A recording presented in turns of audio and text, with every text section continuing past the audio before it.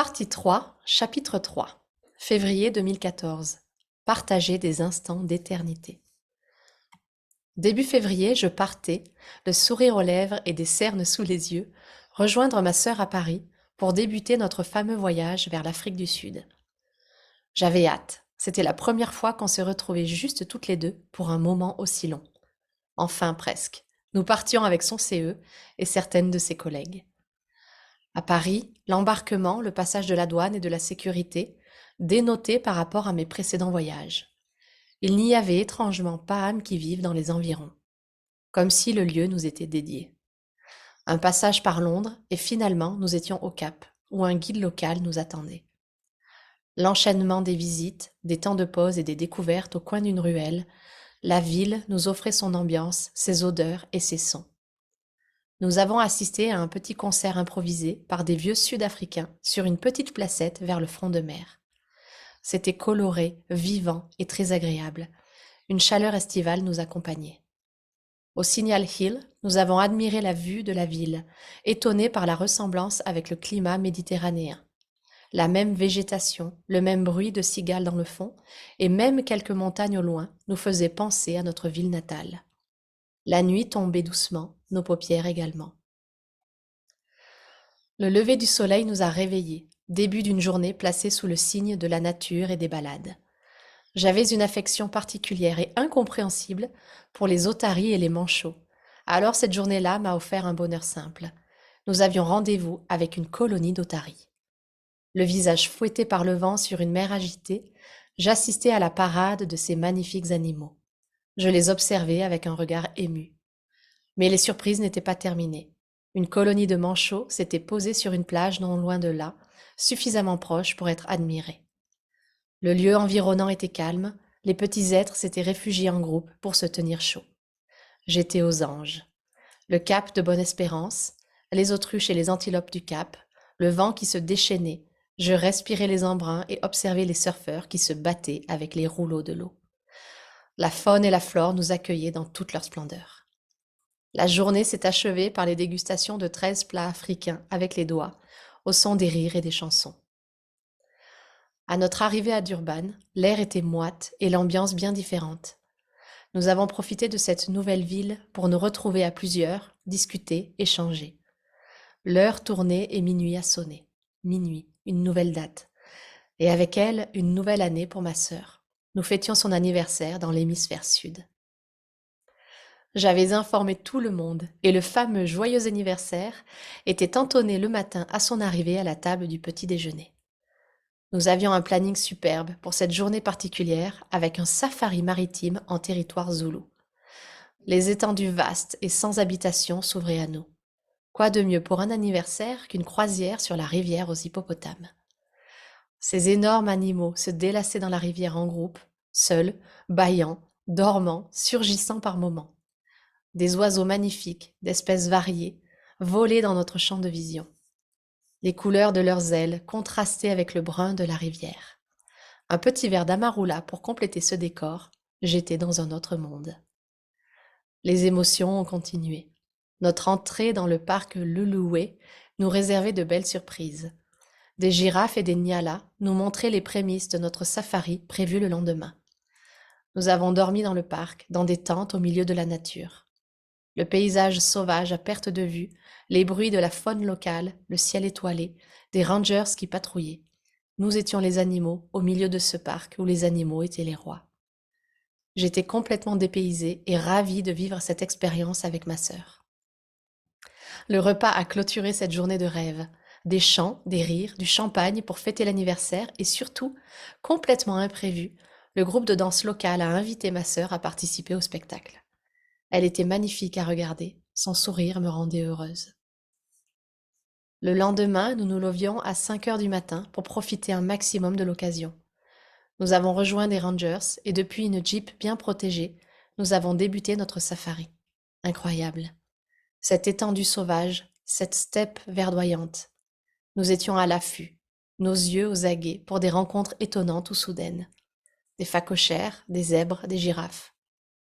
Et puis, au détour d'un virage, alors que nous ne voyions que végétation, nous sommes tombés nez à nez avec deux rhinocéros.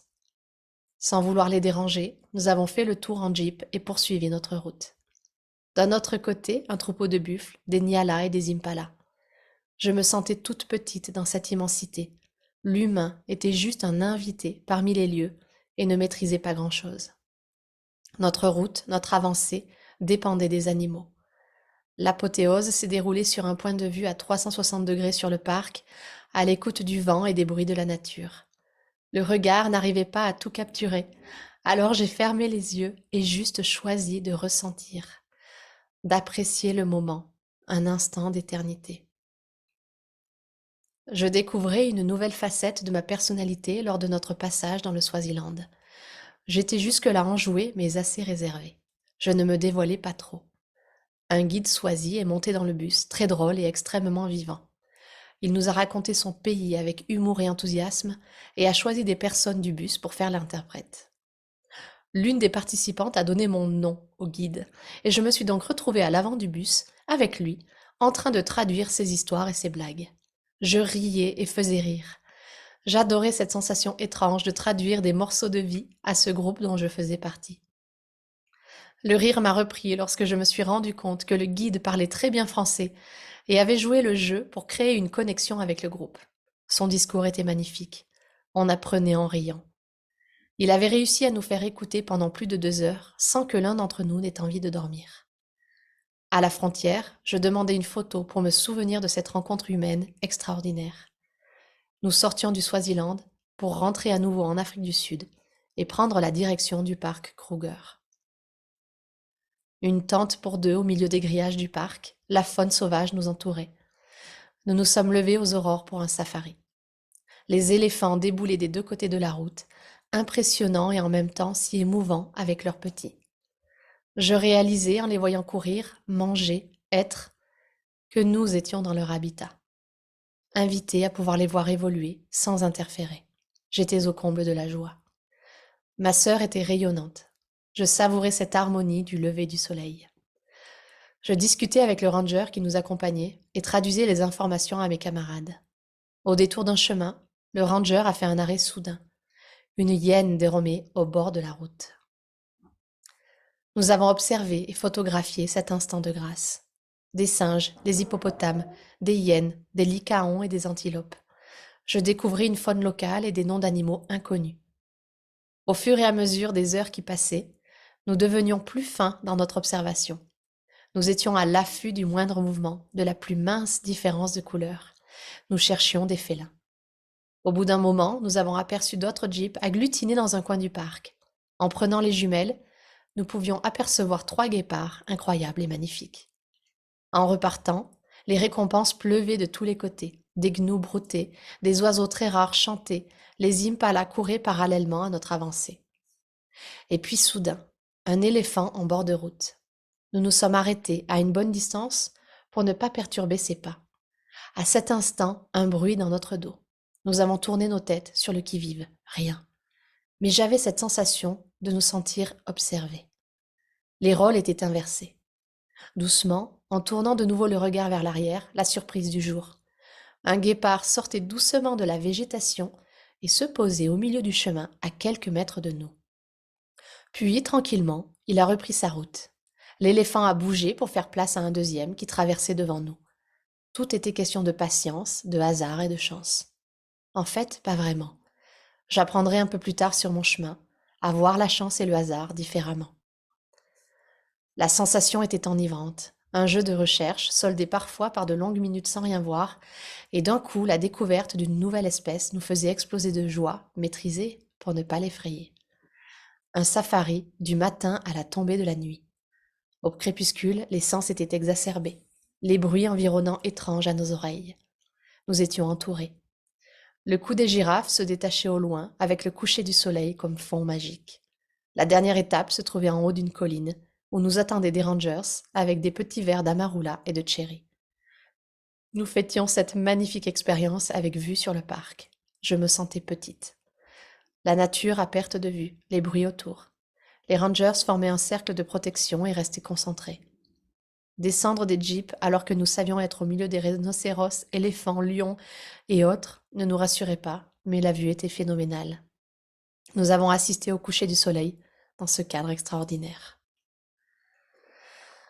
À la tombée de la nuit, nous avons repris nos places dans les voitures pour terminer par quelques heures de recherche nocturne à la lumière de nos torches.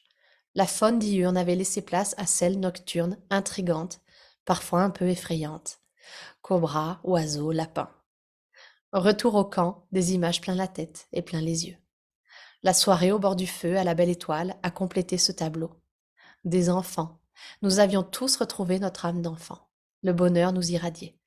La magie des lieux resterait un souvenir impérissable. Dans la chambre, je me retrouvais seule avec ma sœur. J'adorais ces moments avant de me coucher, car nous échangions et partagions nos ressentis. Avec l'aube, nous avons dû refaire nos valises et laisser ce lieu à d'autres rêveurs. Le canyon de la Bright River nous attendait. Le dénivelé du canyon, les cascades, le paysage qui se révélait peu à peu me faisait planer. Je sentais ce lieu imprégné d'une certaine spiritualité. Bourke's Luck Potholes, les marmites des géants, me renvoyaient l'image de n'être rien face à cette nature intimidante. Au fur et à mesure que je me rapprochais de l'eau et du canyon, la vue m'a bouleversée. La rivière avait creusé et poli la roche rouge des lieux, créant des lacs et des cascades. Je me suis assise face à ce spectacle, écoutant le bruit de l'eau, calme, sereine. J'ai trouvé un coin agréable où je pouvais tremper mes pieds et profiter du soleil sur ma peau. Les couleurs, les odeurs, les bruits. Avec l'avancée du bus à travers le pays, les lieux s'enchaînaient mais ne se ressemblaient pas. Dans un village ndébélé, j'ai été surprise par les couleurs des maisons, les coutumes, les costumes. Nous avons découvert une autre façon de vivre. Les femmes du village nous ont accueillis une assiette de chenilles grillées en tant qu'apéritif et une bière locale. Je m'approchai, intriguée. Me rappelant de l'araignée du Cambodge, j'ai pris mon courage à deux mains et me lançai. J'en attrapai une et la portai à ma bouche. Je mâchai, découvrant les saveurs, associant certains goûts à des choses connues. Au début, l'impression de manger du poisson grillé, et puis, en déglutissant, la surprise et la difficulté de ce goût étrange. Un haut le cœur. La saveur se transformait en une sensation amère et désagréable qui restait en bouche. J'ai bu la bière pour apaiser mon palais. Elle était presque vinaigrée et faisait exploser mes sens. Le groupe riait de mes mimiques. Je me ralliais à eux, les larmes aux yeux. Le voyage s'est terminé à Pretoria et Johannesburg. Les affinités s'étaient créées. Nous profitions de nos moments le soir pour échanger nos impressions, nos surprises et découvertes. J'étais vue comme timide au début du circuit. Puis, avec l'aide du guide et de mes traductions, en me connaissant mieux, je m'étais révélée au groupe. La dernière journée, je me levai avec un petit sentiment de nostalgie. Je le chassai rapidement pour laisser place à l'envie forte de profiter un maximum de ces derniers instants ensemble. Pretoria et Joburg étaient chargés d'histoire. C'était vibrant, parfois perturbant. On côtoyait la pauvreté. Le guide nous transmettait les émotions des lieux, nous racontait son quartier. Il essayait de parler le plus possible en français. Je le voyais, tenace, avec cette envie de pouvoir nous communiquer ses messages. Malgré la difficulté, il ne laissait transparaître que la joie de transmettre et de partager. Nous nous sommes arrêtés au milieu du Soweto pour voir les piliers de la liberté, les pierres des droits de l'homme. J'étais dérangée par le contraste. Nous étions avec nos appareils photos en train de mitrailler le monument, alors qu'à côté, les gens nous regardaient, pauvres et les yeux vitreux. Je ne me sentais pas très bien.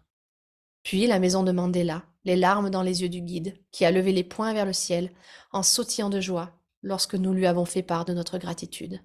J'étais extrêmement émue. Les émotions, le dépaysement, l'échange avec les Sud-Africains, la nourriture, la connivence avec ma sœur. Je rembobinais toutes ces images alors que l'on se dirigeait vers l'aéroport. Le retour se faisait sous le signe des rires et des chants. À Londres, on chantait encore. On sentait que c'était la fin. Les échanges de contacts, les prochains rendez-vous pris. À Paris, comme à chaque retour de voyage, je n'aimais pas aller au revoir. Nous avions partagé beaucoup pendant ces 2 semaines, et chacun allait doucement reprendre son rythme. J'en avais les larmes, encore plein les yeux. Et j'avais des souvenirs, plein les yeux. Ma sœur m'a exprimé à demi-mot, avec sa pudeur, qu'elle était heureuse d'avoir fait ce circuit avec moi. J'étais comblée. J'avais vécu mon premier grand voyage avec elle. Voilà, ce voyage en Afrique du Sud, il est vraiment primordial. Il aborde quelque chose de très important. Il aborde un peu un espèce de nouveau départ avec ma sœur. Le fait de pouvoir ben, se retrouver juste toutes les deux, en intimité finalement, alors que eh ben, nous n'avions pas tellement de moments de ce style.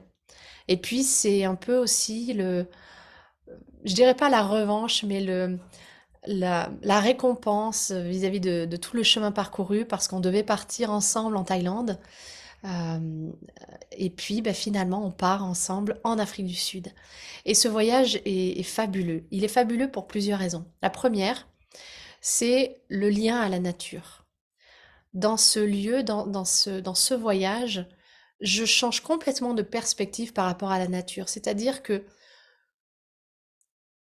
je sens, ça fait un moment avec les voyages au Cambodge, les voyages au Japon, tous les voyages que j'ai faits dernièrement, je sens que il y a une âme dans la nature, qu'il y a quelque chose de plus que juste un arbre, plus qu'un animal, que qu'il y a un instant d'éternité, qu'il y a un lien avec un tout, qu'il y a un lien avec une essence, avec quelque chose de très profond qu'on peut euh, bah, ressentir ou percevoir grâce à la nature, grâce à une ouverture du corps, à une ouverture de l'esprit, une ouverture de l'âme, à cette communion avec la nature, à ce regard avec la nature, c'est-à-dire de le voir autrement, en fait, de le voir dans l'immensité qu'elle représente.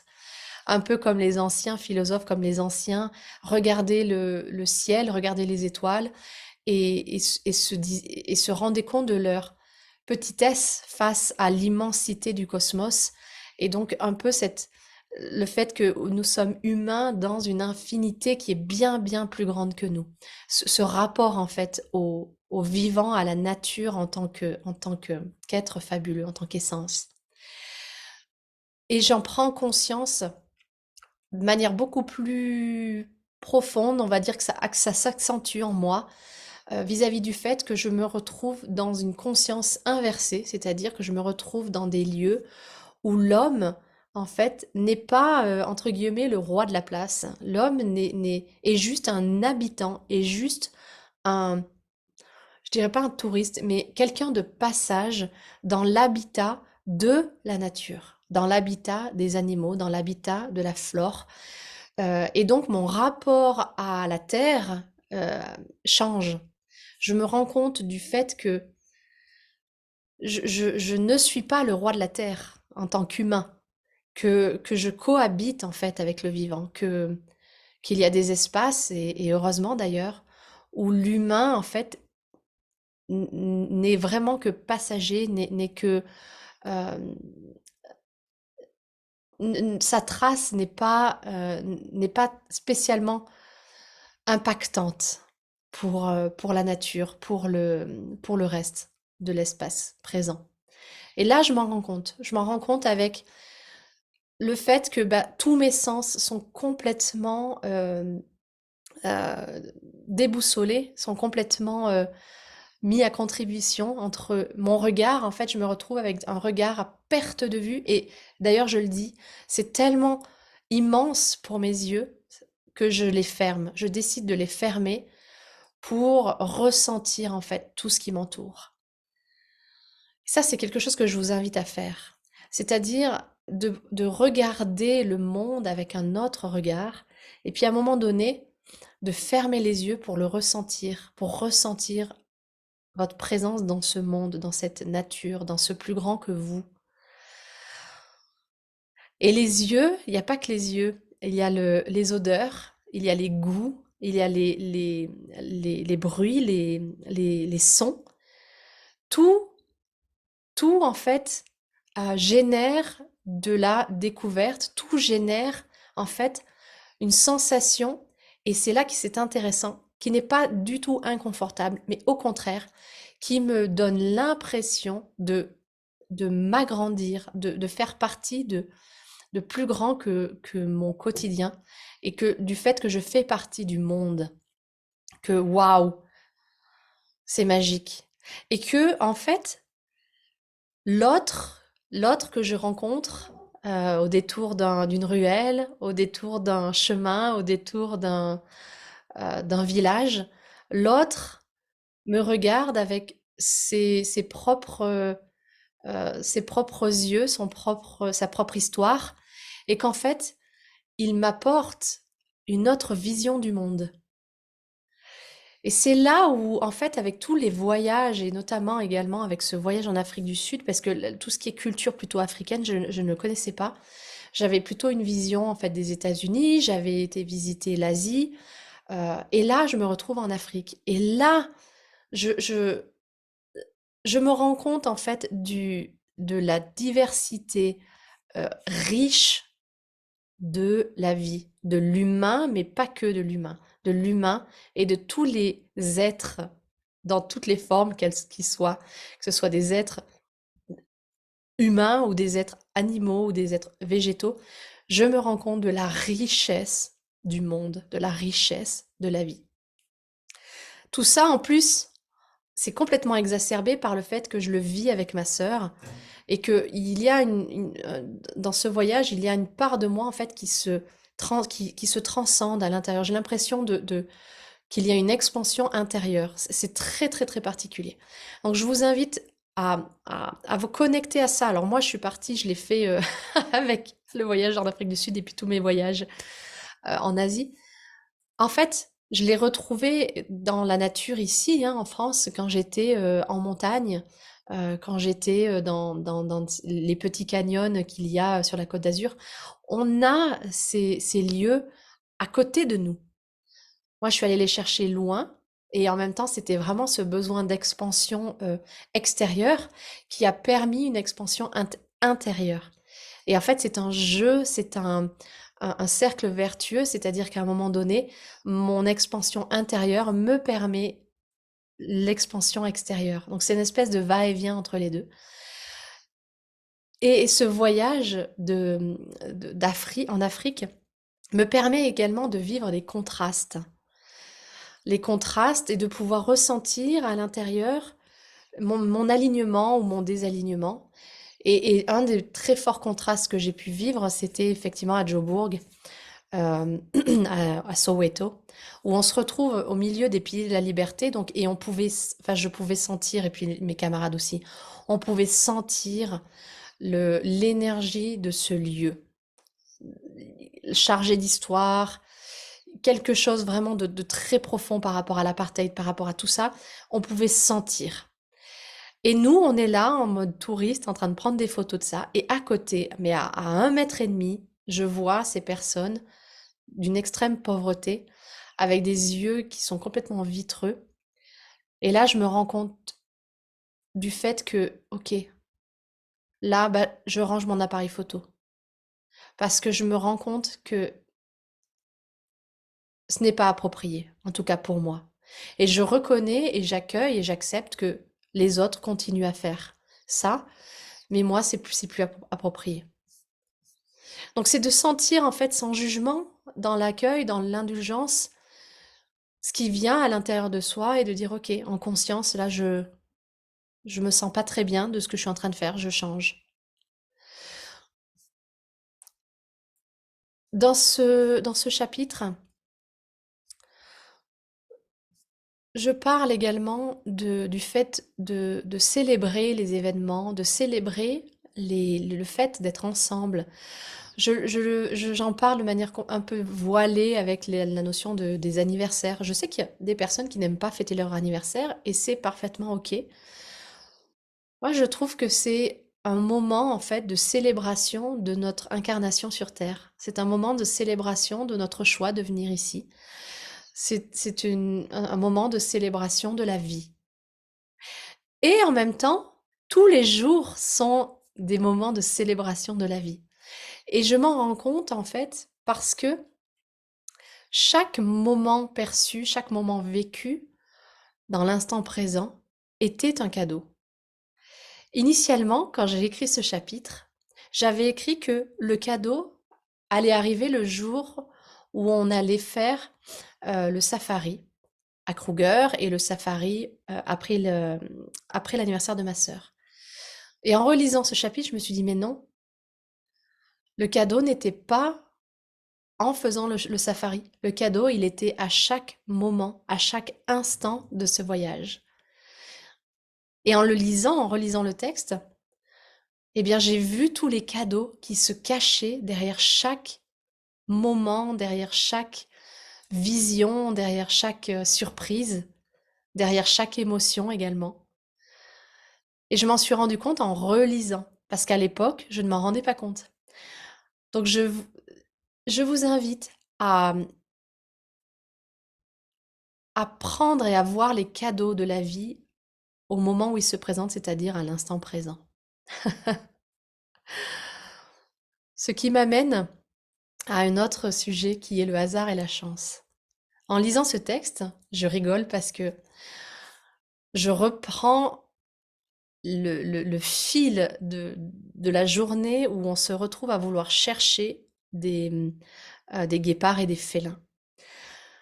Et maintenant, avec le recul, avec ce que je sais, avec ce que j'ai expérimenté, je vois la magie et l'enchaînement, en fait, la succession de ces moments qui, en fait, ne sont pas dus au hasard, qui ne sont pas dus à la chance, qui sont dus à notre vibration, qui sont dus à ce qu'on aimait, à cette fameuse loi spirituelle du donner et recevoir, de la cause à effet, la loi d'attraction également qu'on pourrait appeler, qui sont des lois un peu différentes, hein, mais qui appellent au même principe. C'est-à-dire que, et surtout, à un principe qui est qu'on reçoit, on ne reçoit pas nécessairement quand on s'y attend. Et d'ailleurs, généralement, on ne reçoit pas quand on s'y attend, mais on reçoit quand on ne s'y attend pas. Pourquoi?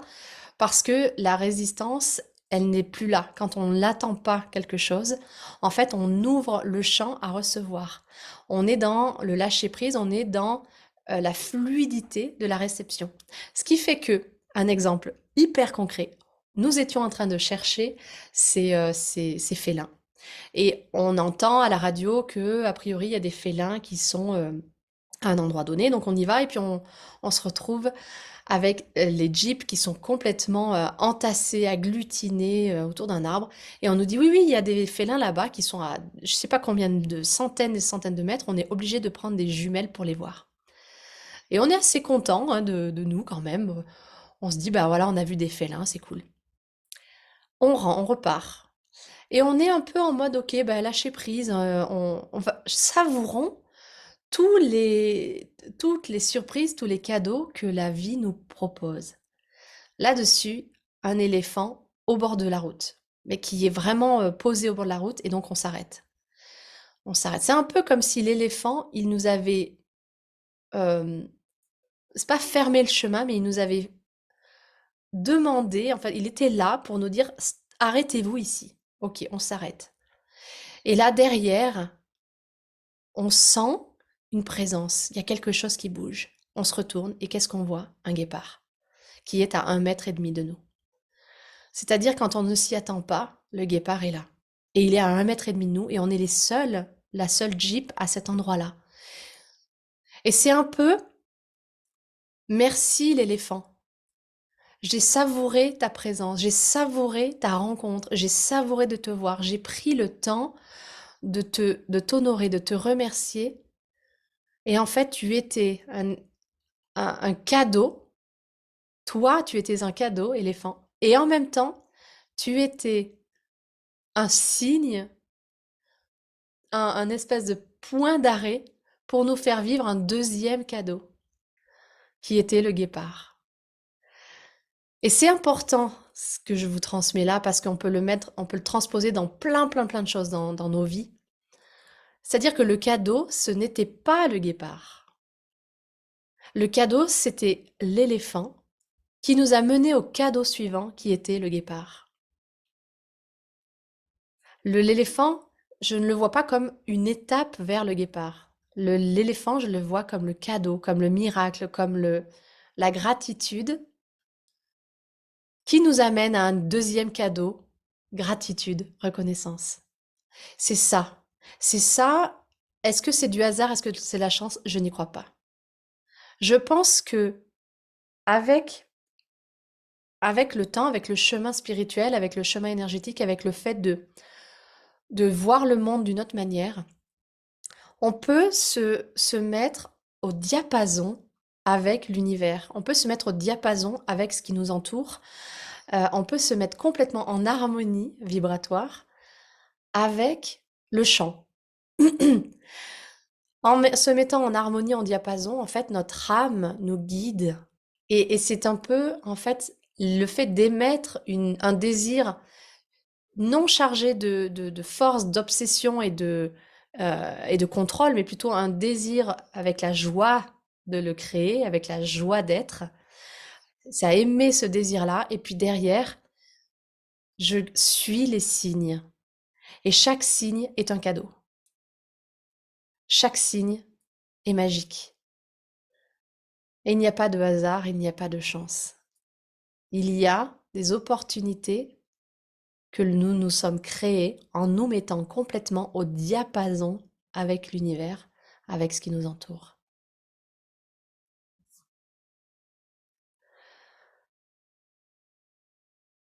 Voilà.